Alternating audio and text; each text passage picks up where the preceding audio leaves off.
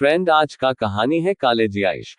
College के दिनों में इश्कबाजी की अनकही कहानी। कॉलेज के दिन भी क्या थे। वैसे तो कॉलेज में न जाने कितने दोस्त थे, लेकिन सलीम और रजत के बिना न तो कभी मेरा कॉलेज जाना हुआ और न ही कभी कैंटीन में कुछ अकेले खाना। सलीम दूसरे शहर का रहने वाला था। एक छोटे से किराए के कमरे में उसका सब कुछ था, जैसे कि रसोई का सामान, बिस्तर और चारों तरफ लगी हीरोइनों की ढेर सारी तस्वीरें। हुआ ये कि एक दिन अचानक अपनी पूरी गृहस्थी साइकिल पर लादे मेरे घर आ गया। मैंने पूछा, क्या हुआ?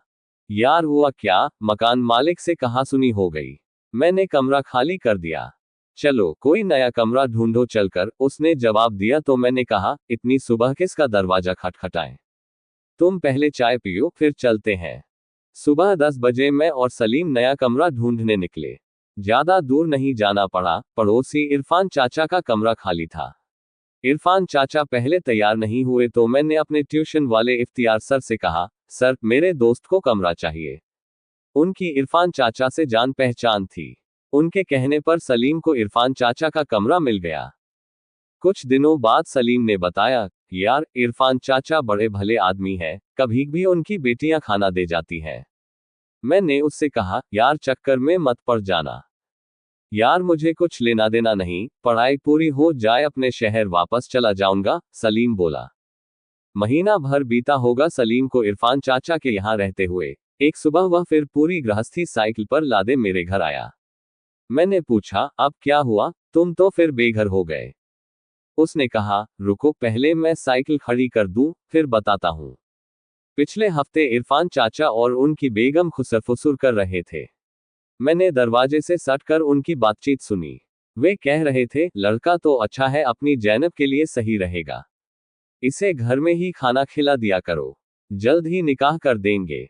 मैंने उससे कहा, यार इसमें कमरा छोड़ने की कौन सी बात है?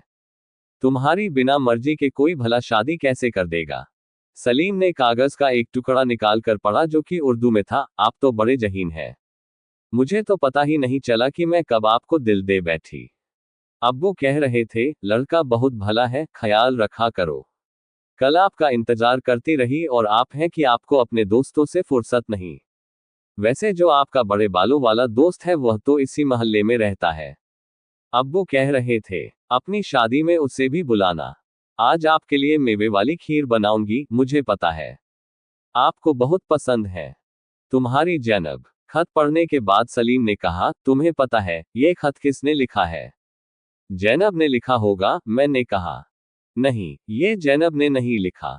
मुझे पता है कि जैनब को उर्दू लिखनी नहीं आती।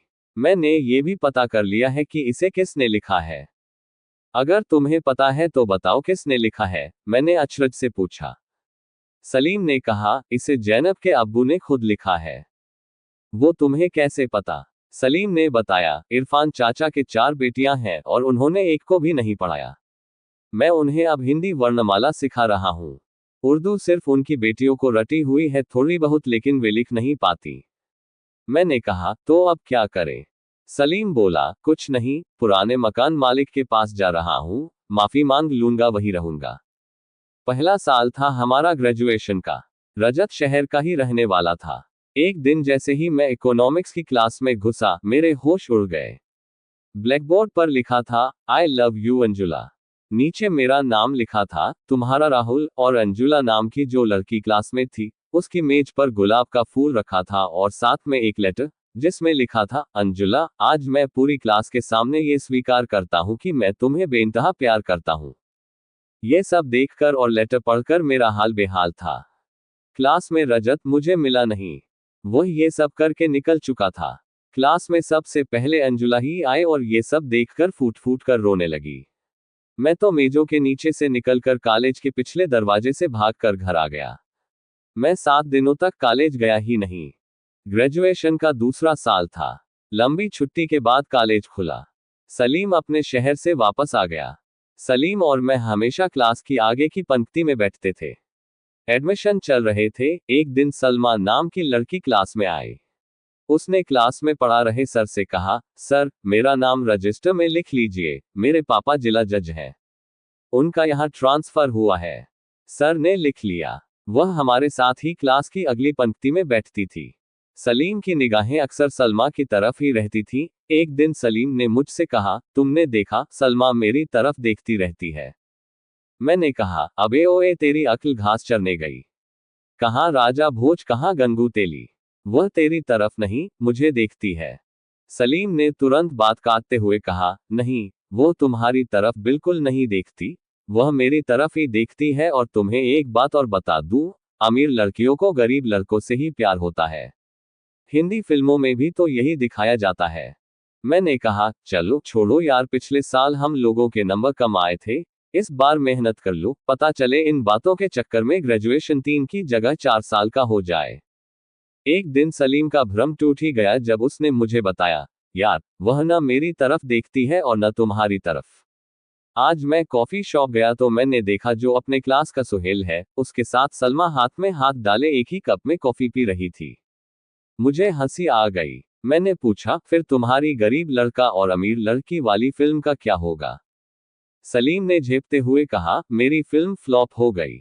लेकिन उसने भी मुझसे पूछ लिया, तुम भी तो कह रहे थे वह तुम्हारी तरफ देखती है, तुम भी तो रेलसी देखते रह गए। मैंने कहा, छोड़ो यार, हमारी दोस्ती सबसे बढ़कर है। कुछ दिनों से रजत की अजीब किस्म के शरारती लड़कों से दोस्ती हो गई थी। जब भी कोई सर क्लास में पढ़ाने आते, रजत अपने शरारती दोस्तों के साथ क्लास के बाहर कसरत करने लगता। एक दिन सर ने चिल्लाकर पूछा, ये हो क्या रहा है, तुम पढ़ते समय ये हरकतें क्यों करते हो? रजत अकड़ कर बोला, सर, इसे हरकत मत बोलिए। जैसे आप किसी विषय को क्लास में पढ़ाते हो वैसे ही मैं इन्हें कसरत करके शरीर हृष्ट पुष्ट रखने की ट्रेनिंग देता हूँ। रजत की हरकतों से सर गुस्से में पैर पटकते क्लास छोड़कर चले गए। बेकार है पढ़ाना, ये पढ़ाने ही नहीं देगा। मैंने रजत से कहा, यार, कभी भी तो क्लास लगती है, उस पर भी तुम ड्रामा कर देते हो। रजत बोला, तुम्हें ज्यादा पढ़ाई सूझ रही है तो घर पर पढ़ा करो, हमें तो पहले शरीर हृष्ट पुष्ट करना है, फिर पढ़ाई। एक दिन तो हद हो गई, सर इकोनॉमिक्स पढ़ा रहे थे। रजत और उसके दोस्त शेख की वेशभूषा में क्लास में घुसे और सर से बोले, ए मिस्टर, हमें आपसे बात करनी है। हमारे अरब में 100 तेल के कुएं हैं और हम आपको अपना बिजनेस पार्टनर बनाना चाहते हैं।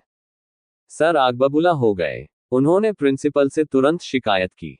प्रिंसिपल ने पुलिस बुला दी। सभी शेख पिछला दरवाजा फांद कर 9-2-11 हो गए। कॉलेज की लाइब्रेरी में नीचे का फ्लोर लड़कों के बैठने के लिए था और ऊपर का फ्लोर लड़कियों के लिए। लाइब्रेरियन लड़कों से तो बड़े खुर्राट तरीके से बात करता, लेकिन जब कोई लड़की बात करने आती तो उसकी बातें ही खत्म नहीं होती। यह दूसरी बात थी कि लड़कियां ही उससे कम बात किया करती थीं। एक दिन जब मैं, रजत और सलीम साथ में लाइब्रेरी में घुसे, सलीम ने लाइब्रेरियन से कोई मैगजीन मांगी। उसने मैगजीन दी ही नहीं और वही मैगजीन जब एक लड़की ने मांगी तो उसे दे दी। सलीम को बड़ा गुस्सा आया। उसने लाइब्रेरियन से गुस्से में कहा, ये बताओ, हमारे में क्या कांटे लगे हैं? तुम्हें सिर्फ लड़कियां ही दिखाई देती हैं। मोनू सिंह और उसकी बहन भी हमारे बैचमेट थे। दोस्ती तो नहीं थी, हाँ, कभी कभार बातचीत हो जाती थी। एक दिन मैं, सलीम, रजत लाइब्रेरी में बैठे पढ़ रहे थे। अचानक ताबड़तोड़ गोलियों की आवाज आने लगी। बाद में पता चला कि मोनू सिंह की बहन का किसी ने दुपट्टा खींच दिया था। गांव से उसके साथ आए लोगों ने गोलियां चलाई थी। खैर, मोनू सिंह और उनकी बहन सेकंड ईयर में ही घर वापस चले गए। पता ही नहीं चले कॉलेज के 2 साल कब फुर से उड़ गए। तीसरे साल में सलीम ने मुझे बताया, यार, मुझे एक लड़की से प्यार हो गया है। मैंने कहा, तुम्हारी एक मोहब्बत पहले भी फ्लॉप हो चुकी है, चुपचाप पढ़ाई करो, वैसे भी ये 3rd ईयर है। लेकिन सलीम के ऊपर जैसे मोहब्बत का भूत सवार था। मैंने पूछा, बताओ कौन है वह लड़की? अरे वही गुलनाज जो पीछे बैठती है। गुलनाज कभी कभार सलीम से बात कर लेती थी। एक दिन मैं कॉलेज नहीं गया। सलीम शाम को घर आया, यार, तुम तो कॉलेज गए नहीं, लेकिन तुम्हारे लिए किसी ने लेटर दिया है, लो, पढ़ लो। लेटर में यो लिखा था, डियर राहुल, मुझे पता है GCR गर्ल कॉमन रूम के सामने खड़े होकर तुम सिर्फ मुझे ही देखते हो। बड़ी अच्छी बात है, तुम मुझे बहुत अच्छे लगते हो, लेकिन क्या करूं, मुझे शर्म लगती है तुमसे बात करने में। इसीलिए आज तक हम कोई बात नहीं कर पाए। वैसे मिलना या बातें करने से भी ऊंचा है हमारा प्यार। कल तुम गांधी जी की मूर्ति के पास जो बेंच है, उसके पास अपने हिस्ट्री के नोट्स रख देना, मैं उन्हें उठा लूंगी। तुम मेरी तरफ नहीं देखना। सलीम ने बड़ी गंभीरता से कहा, तुमने पढ़ा नहीं? लेटर में उसने खुद लिखा है, उसे शर्म लगती है। कॉलेज के दिन पता ही नहीं चले कब वसंत के दिनों में पेड़ों पर आए बोर की तरह चले भी गए। आखिर ग्रेजुएशन के थर्ड ईयर की एग्जाम डेट्स आ गई। जब सभी पेपर हो गए, एक दिन शाम को सलीम घर पर मिलने आया।